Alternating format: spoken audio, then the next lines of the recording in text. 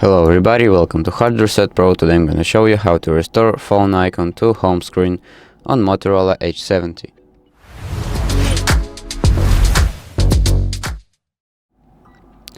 So basically, if you removed your phone icon from home screen right here by accident or by any other reason and you want to restore it, don't worry, I'll show you how to do it. So open up your app drawer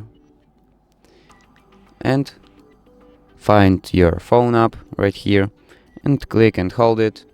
Wait till the home screen appear and add it right here when it was before. So basically that's how you restore a phone icon to home screen on Motorola Edge 70. So thank you for watching and subscribe for more.